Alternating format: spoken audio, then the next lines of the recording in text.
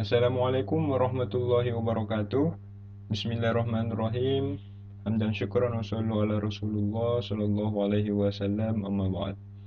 Baik mahasiswa sekalian, kembali pada pertemuan ke-7 ini kita akan membahas mengenai penyusunan paragraf dalam penulisan karya ilmiah. Nah, baik langsung saja tanpa berlama-lama kita ulas apa yang dimaksud dengan paragraf itu. Jadi kita ke pengertian paragraf dulu ya. Jadi dalam hierarki kebahasaan, paragraf itu merupakan satuan yang lebih tinggi atau lebih luas daripada kalimat. Ya, jelas ya bahwa paragraf ini lebih tinggi, lebih luas daripada kalimat. Karena dalam paragraf itu terkandung beberapa kalimat-kalimat. Ya, terkumpulnya beberapa kalimat-kalimat itu sehingga dinamakan paragraf seperti itu. Nah, paragraf adalah bagian dari suatu tulisan atau karangan yang terdiri atas sejumlah kalimat yang mengungkapkan satuan informasi dengan pikiran utama sebagai pengendalinya dan pikiran penjelas sebagai pendukungnya. Jadi ada pikiran utama ya, atau gagasan utama ya, atau pikiran pokok ya, itu pengendalinya paragraf itu yaitu pikiran utama ini. Nah, adapun pendukungnya di kalimat-kalimat berikutnya, nah itu dimaksud dengan pikiran penjelas. Ya, atau kalimat penjelas seperti itu. Nah, paragraf itu juga disebut alinea. Kalau pernah dengar istilah alinea, ya itu juga sama dengan paragraf. Paragraf itu juga disebut tulisan atau karangan mini. Artinya semua unsur tulisan atau karangan yang panjang itu ada dalam paragraf. Paragraf adalah seperangkat kalimat yang membicarakan suatu gagasan. Kalimat-kalimat dalam paragraf memperlihatkan kesatuan pikiran atau mempunyai keterkaitan dalam membentuk gagasan tersebut. Nah, satu paragraf minimal memerlukan 4 kalimat untuk menyambung satu gagasan utama dan beberapa gagasan penjelas. Kemudian, satu paragraf dengan paragraf lainnya itu saling membentuk satu kesatuan. Seperti itu ya. Jadi perlu diketahui mahasiswa sekalian bahwasanya dalam satu paragraf itu minimal terdapat 4 kalimat di dalamnya. Ya, 4 kalimat itu kemudian menyambung ya satu gagasan utama dan beberapa lainnya gagasan penjelas atau kalimat penjelas. Ya, seperti itu beberapa pengertian dari paragraf ya, atau konsep umum dari paragraf. Nah, berikutnya kita melangkah ke unsur-unsur paragraf. Nah, unsur paragraf merupakan unsur-unsur pembangun di dalam paragraf. Nah, unsur pembangun paragraf itu berfungsi membentuk kalimat agar menjadi paragraf yang baik. Kalimat utama tanpa kalimat penjelas itu tidak akan membentuk paragraf yang sempurna. Jadi memang dalam paragraf itu mesti ada kalimat utama ya, atau gagasan utama, dan mesti ada gagasan penjelas atau kalimat penjelas. Nah, adapun unsur-unsur paragraf yaitu sebagai berikut. Ya, jadi dalam satu paragraf itu harus ada ini ya, gagasan utama. Nah, gagasan utama. Unsur ini adalah fokus atau jantung dari sebuah paragraf. Nah, bisa dibilang jantungnya sebuah paragraf itu ya ini, gagasan utama. Gagasan utama itu merupakan ide utama yang ingin disampaikan penulis kepada pembaca. Gagasan utama itu layaknya jiwa yang menghidupkan sebuah paragraf agar menarik di mata pembaca. Seperti itu. Nah, selain gagasan utama, apalagi unsur paragraf yang lain? Yaitu kalimat utama. Kalimat utama berisi gagasan utama yang diletakkan secara tersurat pada awal atau akhir paragraf. Namun kalimat utama dapat juga ditemukan pada awal dan akhir paragraf. Ya, jadi terletak pada awal atau akhir paragraf ya. Tapi kalimat utama ini juga dapat ditemukan pada awal dan akhir paragraf. Jadi dua. Nah, kalimat utama ini bersifat umum dan akan dikembangkan oleh kalimat-kalimat pendukung lainnya. Nah, apa unsur berikutnya dalam unsur paragraf? Yaitu ini, kalimat penjelas atau kalimat pendukung. Jadi kalimat penjelas itu berfungsi untuk mengembangkan dan memperkuat gagasan yang disampaikan pada kalimat utama. Kalimat penjelas bisa berupa data pelengkap seperti opini, fakta, atau data-data yang valid. Nah, terakhir yaitu konjungsi. Jadi konjungsi ini juga merupakan unsur paragraf ya. Jadi konjungsi itu adalah kata sambung atau kata penghubung. Seperti apa? Oleh karena itu dan sebab itu ya dan lain sebagainya. Itu yang dimaksud dengan konjungsi atau penghubung. Jadi inilah unsur-unsur paragraf ya. Pertama gagasan utama, kedua kalimat utama, ketiga kalimat penjelas atau kalimat pendukung ya. Kemudian konjungsi atau penghubung ya, seperti itu. Nah, apa yang selanjutnya kita bahas setelah unsur-unsur paragraf yaitu syarat-syarat paragraf yang baik. Jadi kriteria paragraf yang baik itu ada syarat-syaratnya. Ya, ya, ada syarat-syaratnya. Di sini ada 5 syarat yang akan kita sampaikan ya. Yang pertama adalah kesatuan, yang kedua adalah kepaduan, yang ketiga adalah ketuntasan. Ya, nanti di slide berikutnya kita bahas yang keempat dan yang kelima. Kita bahas dulu apa itu kesatuan. Jadi setiap paragraf itu hanya berisi satu pikiran ya, perlu dicatat. Jadi setiap paragraf hanya berisi satu pikiran. Dalam satu paragraf itu tidak akan dijumpai kalimat yang tidak ada hubungannya dengan kalimat di luar topik pembicaraan. Ya. Jadi dalam satu paragraf itu tidak akan dijumpai kalimat yang tidak ada hubungannya dengan kalimat di luar topik pembicaraan. Artinya kalau ada yang seperti ini, maka itu bukan paragraf yang baik, ya, seperti itu. Nah, kemudian yang kedua adalah kepaduan. Nah, apa kepaduan ini? Suatu paragraf dinyatakan memiliki kepaduan apabila dibangun dengan kalimat-kalimat yang berhubungan logis. Ya, pikiran-pikiran dinyatakan dalam paragraf itu dengan struktur dan makna. Ya, jadi apa namanya saling berhubungan dan logis ya. Nah, selanjutnya ketuntasan. Ketuntasan paragraf ini berarti kesempurnaan dalam menguraikan kalimat satu dengan kalimat yang lain dalam satu paragraf. Ketuntasan dapat diwujudkan dalam klasifikasi yang jelas dan dapat diuraikan secara sederhana. Itu ya. Itu ya. Berikutnya syarat paragraf yang baik yang keempat dan yang kelima yaitu yang keempat keruntutan. Ya, apa keruntutan itu? Suatu paragraf dikatakan runtut apabila dalam penyusunan gagasannya juga urut, ya, tertib begitu. Jadi tidak apa namanya tidak acak-acakan. Ya. Gagasan yang ditulis secara runtut sambung menyambung satu dengan yang lain. Jadi antara kalimat dengan kalimat itu apa namanya runtut ya. Jadi sehingga mudah enak dibaca bagi pembaca dan keruntutan ini merupakan syarat sebagai ketika paragraf itu dikatakan paragraf yang baik. Nah, terakhir yaitu konsistensi sudut pandang. Suatu paragraf dikatakan konsisten jika penulis menempatkan diri dalam tulisan atau karangannya. Nah, seperti contoh ya, dalam cerita itu pengarang sering menggunakan sudut pandang aku ya, seolah-olah itu menceritakan dirinya. Itu. Jadi penting ini ya, penting juga ini yang dinamakan konsistensi sudut pandang. Baik, itu adalah syarat-syarat paragraf yang baik ya, sebagaimana kita sudah barusan jelaskan. Yang pertama tadi apa yang pertama tadi? Nah, ini kesatuan ya. Kemudian yang kedua adalah kepaduan, yang ketiga adalah ketuntasan, ya, kemudian yang keempat adalah keruntutan, dan yang kelima adalah konsistensi sudut pandang. Nah, kita beralih ke pembahasan selanjutnya. Ini pembahasan yang tak kalah menariknya yaitu jenis-jenis paragraf.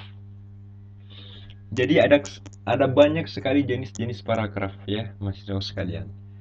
Itu tergantung kita lihat berdasarkan dari mananya. Ya. Jadi ternyata itu berdasarkan letak atau posisi kalimat utamanya itu ada 4, ya, ada 4. Kemudian kalau kita lihat berdasarkan fungsinya dalam tulisan atau karangan, nah itu ada 3, gitu. Nah, sebentar kita bahas. Kemudian kalau kita lihat berdasarkan isinya itu ada 5. Jadi diperhatikan ini ya. Jadi jenis-jenis paragraf ini itu kita lihat dari mana dulu. Kalau kita lihat dari letak atau posisi kalimat utamanya, maka itu ada 4. Apa saja itu? Oh, pertama adalah paragraf deduktif namanya. Yang kedua adalah paragraf induktif. Ketiga adalah paragraf deduktif induktif. Yang keempat adalah paragraf penuh kalimat utama. Artinya semua dalam satu paragraf itu berisi kalimat utama semua. Nah, gitu ya. Ini biasa juga di dalam referensi lain disebut dengan paragraf tersebar, ya. Artinya kalimat utama dalam satu paragraf itu tersebar, ya, semua gitu. Nah, inilah jenis paragraf ketika kita lihat dari letak atau posisi kalimat utamanya. Jadi ada dinamakan paragraf deduktif, paragraf induktif, ya, jenis paragraf itu, paragraf deduktif induktif. Ada pula jenis paragraf itu adalah paragraf penuh kalimat utama. Nah, beda kalau misalkan kita lihat dari fungsinya dalam tulisan atau karangan. Maka itu ada 3. Apa yang pertama? Yaitu paragraf pembuka namanya, ya. Kemudian yang kedua adalah paragraf penghubung atau paragraf pengembang. Terus yang ketiga adalah paragraf penutup, gitu. Nah, ini jenis-jenis paragraf yang kalau kita lihat dari fungsinya dalam tulisan atau karangan. Nah, berikutnya, jenis paragraf itu kalau kita lihat dari isinya apa saja, itu ada 5 ya. Pertama, ada yang namanya paragraf naratif atau narasi, ya. Bacanya narasi. Kemudian ada yang dinamakan paragraf deskriptif atau deskripsi. Ketiga, ada yang dinamakan paragraf ekspositori atau eksposisi. Keempat, ada yang dinamakan paragraf argumentatif atau argumentasi.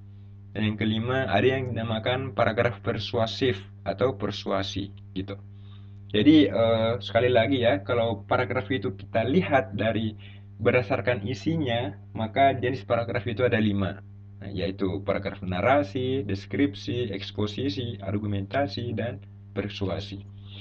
Mahasiswa sekalian, sejatinya ini semua ada penjelasan dan contohnya ya. Namun karena efisiensi waktu, karena itu nanti di link deskripsi video ini ataupun di grup itu saya akan sampaikan, saya akan berikan ada buku khusus ya. Buku itu namanya Paragraf. Buku itu adalah buku terbitan dari Kementerian Pendidikan dan Kebudayaan tahun 2015. Jadi situ diulas banyak dan diulas secara menyeluruh mengenai apa itu paragraf. Ya nanti di-download ya, di-download buku itu kemudian dipelajari dengan baik. Ya. Materi-materi ini juga ada dan di situ lengkap dengan contoh dan apa namanya konsep-konsepnya.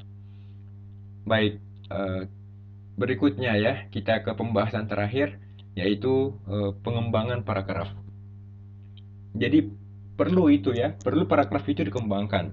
Namun, paragraf itu tidak hanya dikembangkan begitu saja sesuai kesukaan dan kemauan atau style dari penulis atau pengarang. Tidak, jadi ada style tersendiri, ada metode-metode tersendiri, ada pola-pola tersendiri ya yang bisa digunakan dalam mengembangkan paragraf. Nah, jadi pengembangan paragraf itu berhubungan erat dengan pemahaman ide pokok. Artinya, jika pengembangan paragraf dilakukan secara baik, maka akan memudahkan pembaca dalam memahami ide pokok dalam paragraf yang bersangkutan. Hal sebaliknya akan terjadi bila paragraf tidak dikembangkan secara baik. Ya. Nah, ini maksud saya tadi ya. Jadi kalau hanya ngawur seperti itu ya, mengembangkan paragrafnya tanpa mengikuti metode atau pola-pola yang disarankan, maka dikhawatirkan itu menjadi apa namanya paragraf itu tidak berkembang secara baik. Nah, karena itu pemilihan salah satu metode pengembangan paragraf itu dianggap paling tepat dan efektif. Pemilihan metode itu sangat diperlukan dalam pengembangan paragraf karena metode adalah cara atau teknik yang dipakai untuk mencapai tujuan penulisan. Nah, di antara metode-metode pengembangan paragraf itu diantaranya metode definisi, ya. Kedua, metode proses. Tiga, metode contoh. Empat, metode sebab akibat. Kelima, metode umum khusus. Enam, metode perbandingan. Seperti itu. Ya, meskipun dalam referensi yang lain itu ada lebih dari 6 ini ya. Nah, jadi silakan nanti dicari juga di referensi lain, metode-metode atau pola-pola pengembangan paragraf yang lain. Nah, eh, ini bisa kita bahas satu-satu. Kita mulai dari metode definisi. Ya, kita percepat ya. Nah, ya dalam satu slide ini membahas dua ya, metode definisi dan metode proses. Nah, metode definisi ini adalah usaha penulis untuk menerangkan pengertian atau konsep istilah tertentu. Jadi untuk dapat merumuskan definisi yang jelas, hendaknya diperhatikan klasifikasi konsep dan penentuan ciri khas konsep tersebut. Nah, dalam pembuatan definisi tidak diperbolehkan mengulang kata atau istilah yang didefinisikan. Jadi cukup satu kali saja didefinisikan itu ya, diberikan pengertian. Misalkan dalam satu paragraf itu kita mau menjelaskan pengertian atau definisi dari pulpen. Jadi cukup satu kali saja. Pulpen adalah alat yang digunakan untuk menulis. Terus dilanjutkan, pulpen di sebagian wilayah itu digunakan sebagai seperti itu, ya, gitu. Jadi apa namanya tidak diperbolehkan ya mengulang kata atau istilah yang didefinisikan. Bukan tidak diperbolehkan, boleh, cuman hanya saja membuat pembaca apa namanya tidak tertarik untuk membaca tulisan kita nantinya. Nah, yang kedua yaitu metode proses. Sebuah paragraf dikatakan menggunakan metode proses apabila isi paragraf menguraikan suatu proses. Jadi proses merupakan suatu urutan tindakan atau perbuatan untuk menciptakan atau menghasilkan sesuatu. Urutan atau tahap-tahap kejadian harus disusun secara runtut, kronologis, bila berlangsung dalam waktu yang berbeda. Ya, jadi proses ini harus diuraikan dengan baik, ya, seperti itu. Nah, selanjutnya pengembangan paragraf yang ketiga dan yang keempat yaitu metode contoh.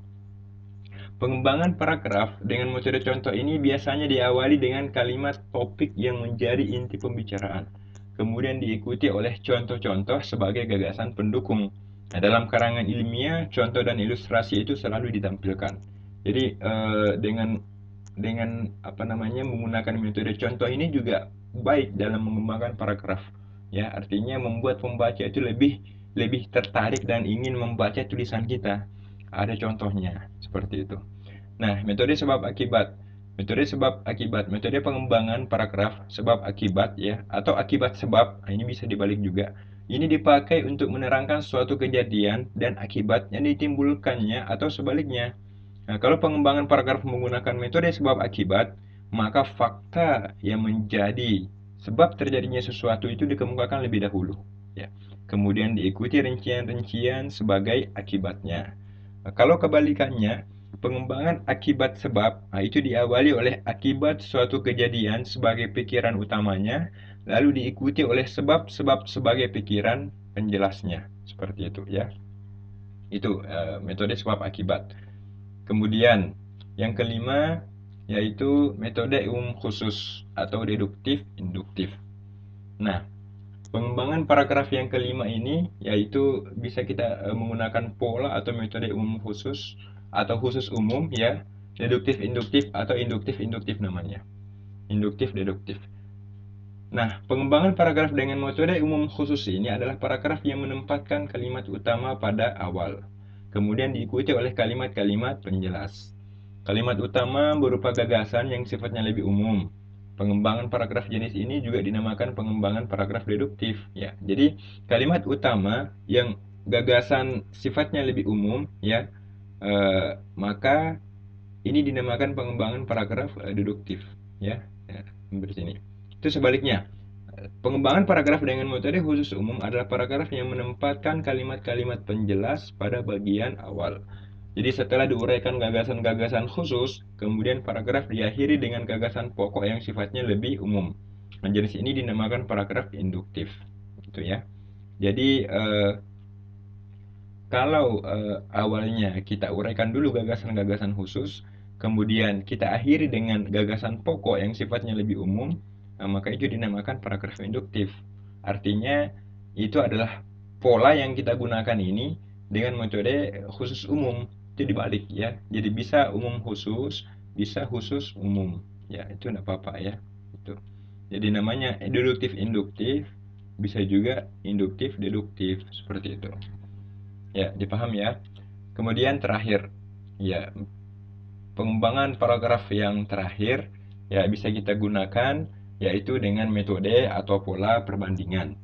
Nah, pengembangan paragraf dengan metode perbandingan ini berusaha memperjelas paparannya dengan jalan membandingkan dan mempertentangkan hal-hal yang dibicarakan. Dalam perbandingan tersebut dikemukakan persamaan dan perbedaan antara dua hal. Yang dapat diperbandingkan dan dipertentangkan adalah dua hal yang tingkatnya sama dan kedua hal tersebut memiliki perbedaan dan persamaan. Jadi pengembangan paragraf dengan perbandingan ini bisa dilakukan dengan cara satu, membandingkan rincian ciri-ciri keseluruhan satu subjek yang dibandingkan secara bergantian. Nah, itu bisa. Atau yang kedua, membandingkan satu persatu perbedaan dan persamaan kedua hal yang dibandingkan tersebut. Itu bisa, terserah pilih yang mana. Seperti itu ya. Jadi, baik, semoga bisa dipaham mahasiswa sekalian mengenai pola-pola dalam pengembangan paragraf. Nah, sekali lagi, nanti bisa dilihat lebih jauh dalam buku paragraf yang bisa di-download ya di link deskripsi di link deskripsi video di bawah ini ya. Kemudian atau nanti akan saya berikan juga di grupnya seperti itu. Seperti biasa, kalau ada yang ingin ditanyakan, silakan langsung saja di grup ya dengan sebelumnya menyertakan nama dan kelas. Kurang lebihnya mohon dimaafkan. Wassalamualaikum warahmatullahi wabarakatuh.